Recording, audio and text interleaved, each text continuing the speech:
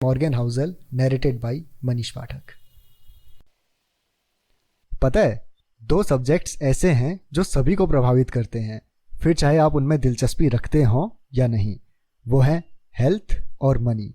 और इन्हीं में से एक सबसे इंपॉर्टेंट टॉपिक पे आज हम बात करेंगे मॉर्गन हाउसल की book the psychology of money से। इंट्रोडक्शन। अर्थ पर सबसे बड़ी परफॉर्मेंस। मैंने अपने कॉलेज का टाइम लॉस एंजलिस के एक बढ़िया होटल में पर्सनल सर्विस वर्कर बनकर बिताया। वहाँ एक टेक्नोलॉजी वर्कर गेस्ट के रूप में ज़्यादातर आया करता था। वो काफ़ी टैलेंटेड था। उसने लगभग 20 साल से कुछ ही की एज में वाईफाई का एक काफ़ी इंपॉर्टेंट पार्ट डिज़ाइन करके पेटेंट किया था। वो कई कंपनियां शुरू करके बेच चुका था और बेहद कामयाब था। पैसे और वेल्थ के साथ जो उसका रिलेशन था उसे मैं इनसिक्योरिटी और बचकानी बेवकूफ़ी का कॉम्बिनेशन कहूँगा। वो $100 के नोटों की कई इंच मोटी गड्डी साथ लेकर घूमता था, जिसे वो हर किसी को दिखाता था, फिर चाहे वो देखना चाहते हो या नहीं। वो बिना किसी मतलब के अपनी धन दौलत की खुलकर डींग मारता था, खासकर जब वो नशे में धुत होता था। एक दिन उसने मेरे एक साथी को कई $1000 की रकम दी और कहा, गली में जो जवाहरात की दुकान है वहां जाओ और $1000 के कुछ सोने के सिक्के लेकर आओ। 1 घंटे बाद हाथ में सोने के सिक्के लिए वो वर्कर और उसके दोस्त एक डॉक के चारों तरफ इकट्ठा हो गए जो पैसिफिक ओशियन के सामने था। फिर उन्होंने उन सिक्कों को पानी में फेंकना शुरू कर दिया। वे उन सिक्कों को कंकरों की तरह उछालते और फिर किसका सिक्का सबसे दूर गया इस बात पर बहस करते और ठाके मारकर हंसते, सिर्फ मनोरंजन के लिए। कुछ दिनों बाद उसने होटल के रेस्टोरेंट में एक लैंप तोड़ दिया। एक मैनेजर ने उससे कहा वो $500 का लैंप था और उसे उसकी भरपाई करनी होगी। तुम्हें $500 चाहिए? वर्कर ने गुस्से में पूछा और जेब से नोटों की एक गड्डी निकालकर मैनेजर को देते हुए कहा, ये रहे $5000 और अब मेरे सामने से दफा हो जाओ और फिर कभी भी दोबारा इस तरह मेरी बेइज्जती मत करना। आप सोच रहे होंगे कि इस तरह का व्यवहार कब तक चल सकता था, और इसका जवाब है ज्यादा दिन नहीं। कई सालों बाद मुझे पता चला कि वो बैंकरप्ट हो गया। इस बुक का बेस ये है कि धन दौलत के मामले में आप कितना अच्छा मैनेजमेंट करते हैं, ये इस पर कम डिपेंड करता है कि आप कितने होशियार हैं, और इस पर ज्यादा कि आपका व्यवहार कैसा है। और व्यवहार सिखाना मुश्किल काम है, उन्हें भी जो सच में होशियार हैं। एक प्रतिभाशाली इंसान जो अपने इमोशंस का कंट्रोल खो दे एक फाइनेंशियल डिजास्टर हो सकता है। इसका उल्टा भी उतना ही सच है। नॉर्मल इंसान जिसे फाइनेंशियल नॉलेज नहीं है धनी हो सकते हैं अगर उनके पास कुछ ऐसी बिहेवियर स्किल्स हों जिनके लिए इंटेलिजेंस या फॉर्मल टेक्निक्स की कोई ज़रूरत नहीं होती। मेरा फेवरेट विकिपीडिया आर्टिकल शुरू होता है। रोनाल्ड जेम्स रीड एक अमेरिकन जनहितैषी यानी फिलैंथ्रोपिस्ट, इन्वेस्टर, जेनिटर और गैस स्टेशन वर्कर थे। रोनाल्ड रीड का जन्म ग्रामीण वॉरमेंट में हुआ। वे अपने फैमिली से हाई स्कूल पास करने वाले पहले मेंबर थे। ये इसीलिए भी और ज़्यादा प्रभावशाली है कि वे रोज़ रास्ते में और लोगों से लिफ्ट लेकर कैंप्स जाया करते थे। जो रोनाल्ड रीड को जानते थे उनकी ज़िंदगी के बारे में बताने लायक कुछ ज़्यादा नहीं था, ऐसा उनका कहना था। उनकी ज़िंदगी इतनी नॉर्मल थी जितनी किसी की हो सकती है। रीड ने 25 ईयर्स तक एक गैस स्टेशन में कारों की मरम्मत की और 17 ईयर्स तक जेसी पहने में फर्श पर झाड़ू लगाई। 38 ईयर की एज में उन्होंने $12,000 में एक 2 बेडरूम वाला घर खरीदा और अपनी पूरी ज़िंदगी वहीं बिताई। 50 ईयर की एज में उनकी वाइफ की डेथ हो गई और उन्होंने फिर दोबारा शादी नहीं की। उनके एक दोस्त का कहना है कि उनका खास शौक फ्यूल की लकड़ी काटना था। ईयर 2014 में 92 ईयर की एज में उनका निधन हो गया और तब जाकर इस अनजान ग्रामीण जेनिटर ने सुर्खियां रची। 2014 में 28,13,503 अमेरिकन सिटीजन की मौत हुई। इनमें से 4,000 से भी कम लोगों की नेटवर्थ उनकी मौत के टाइम $8 मिलियन थी। रोनाल्ड रीड उनमें से एक थे। अपनी वसीयत में इस बूढ़े जेनिटर ने अपने सौतेले बच्चों के लिए $2 मिलियन और लोकल हॉस्पिटल और लाइब्रेरी के लिए $6 मिलियन छोड़े थे।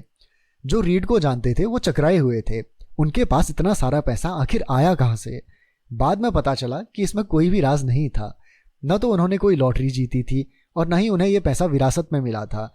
रीड ने जितना पॉसिबल हो सकता था उतनी सेविंग्स की और वो पैसा ब्लू चिप स्टॉक्स में लगा दिया। फिर उन्होंने डिकेड्स तक प्रतीक्षा की जब तक वो छोटी सी इन्वेस्टमेंट बढ़कर $8 मिलियन में बदल गई। बस इतना ही, और एक जेनिटर से फिलैंथ्रोपिस्ट। रोनाल्ड रीड की मृत्यु से कुछ महीने पहले रिचार्ड नाम का एक और इंसान खबरों में था। रिचार्ड फुस्कोन वो सब कुछ था जो रोनाल्ड रीड नहीं थे। हार्वर्ड से पढ़े इस मेरिल लिंच कामगारी के पास एक MBA की डिग्री थी और उसने फाइनेंस और बिजनेस में इतनी सफलता हासिल की थी कि लगभग 40 की एज में ही रिटायर होकर एक जनहितैषी बन गया। पूर्व मेरिल सीईओ डेविड कोमांस्की ने फुस्कोन को बिजनेस इंटेलिजेंस, लीडरशिप कैपेबिलिटी और उनके सही वैल्यूएशन की काफ़ी प्रशंसा की। क्रेन्स बिजनेस मैगजीन ने एक बार उसे सक्सेसफुल बिजनेसमैन्स की 40 अंडर 40 लिस्ट में शामिल किया, लेकिन फिर ठीक सोने के सिक्के उछालने वाले टेक्नोलॉजिकल वर्कर की तरह सब बिखर के रह गया। 2000 के पहले डिकेड के बीच फुस्कोन ने ग्रीनविच कनेक्टिकट में एक 18,000 स्क्वायर फुट के घर को बनाने के लिए जमकर लोन लिया। इस घर में 11 बाथरूम, 2 एलिवेटर, 2 स्विमिंग पूल और 7 गराज थे और इस घर के मंथली खर्चे $90,000 से भी ज़्यादा थे।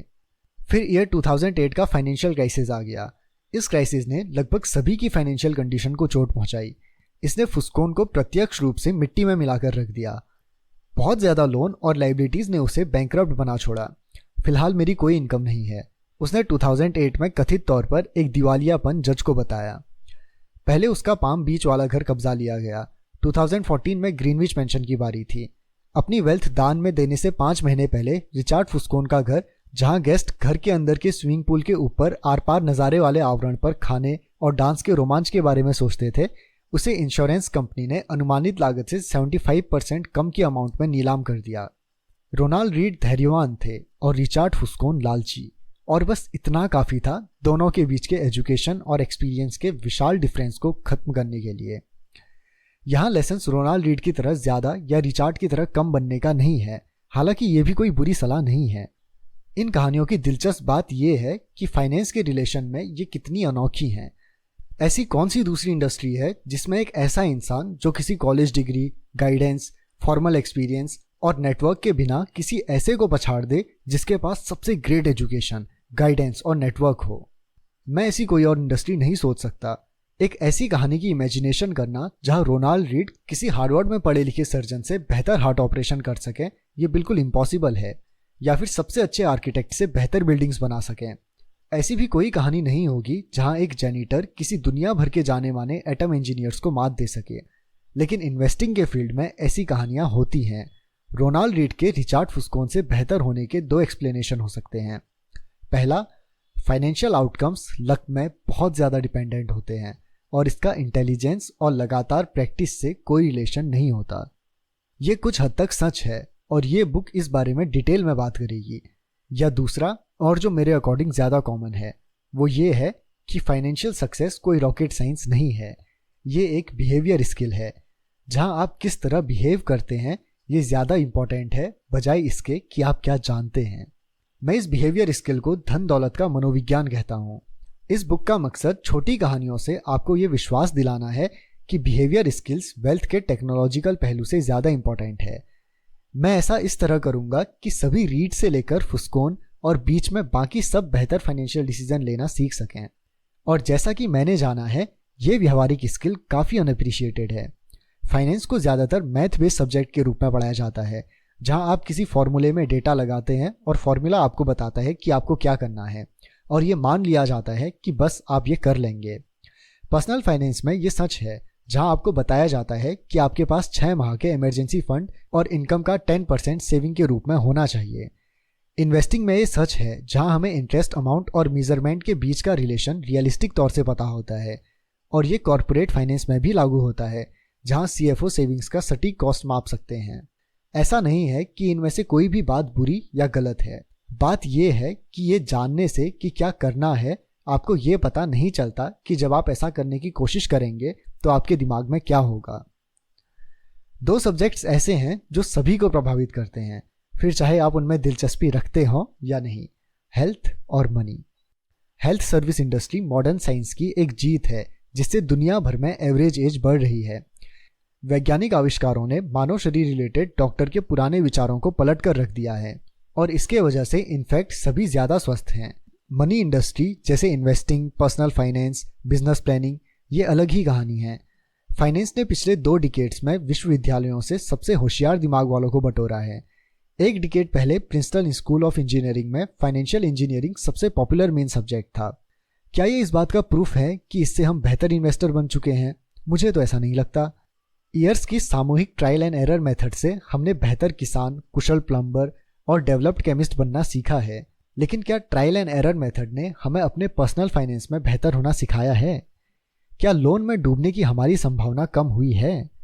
या फिर क्या हम बुरे दिनों के लिए सेविंग करने के लिए ज़्यादा लायक हैं, या रिटायर होने को ज़्यादा तैयार हैं, या फिर धन दौलत हमारे सुख के लिए क्या करती है और क्या नहीं, इस बारे में हमारे थॉट रियलिस्टिक हैं।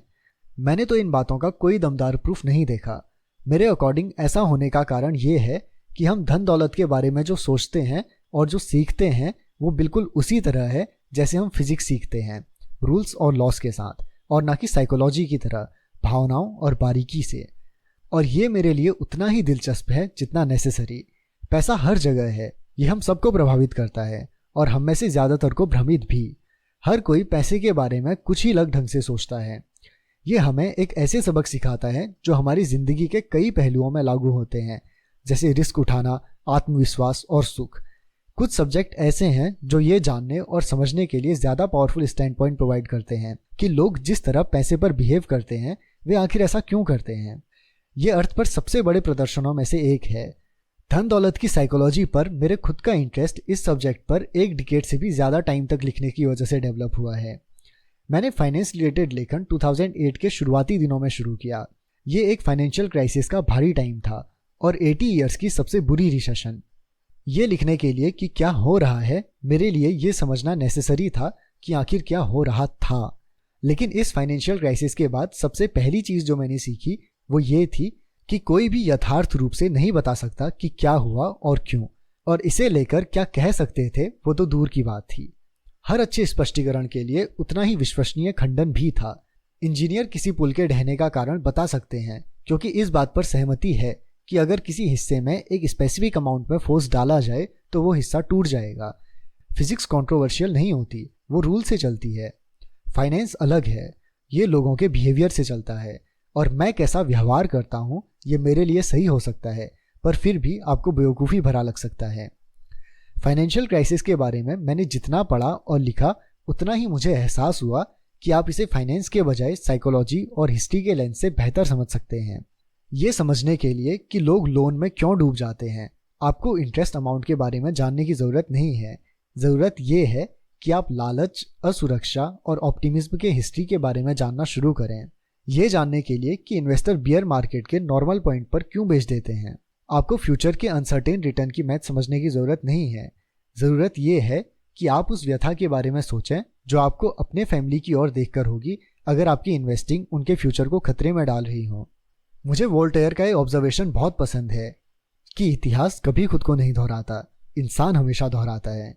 पैसे को लेकर हमारा बिहेवियर कैसा है इस बात पर यह बहुत अच्छे से लागू होता है। 2018 में मैंने उन 20 सबसे इंपॉर्टेंट फ्लॉज, बायसेस और बैड बिहेवियर के कारणों को हाईलाइट करते हुए एक रिपोर्ट लिखी जिन्हें मैंने पैसे से रिलेटेड लेन देन में लोगों को प्रभावित करते देखा है। इसका टॉपिक धन दौलत की साइकोलॉजी था और लगभग 10 लाख से भी ज़्यादा लोगों ने इसे पढ़ा। इस बुक ने इस सब्जेक्ट का और गहराई से ऑब्जर्वेशन किया है। रिपोर्ट में से कुछ शॉर्ट पैसेज बिना बदलाव के लिए गए हैं।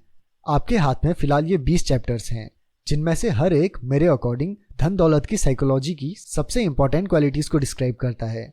सभी चैप्टर्स एक बेसिक सब्जेक्ट के इर्द गिर्द घूमते हैं लेकिन साथ ही अपना एक अस्तित्व भी रखते हैं और स्वतंत्र रूप से पढ़े जा सकते हैं।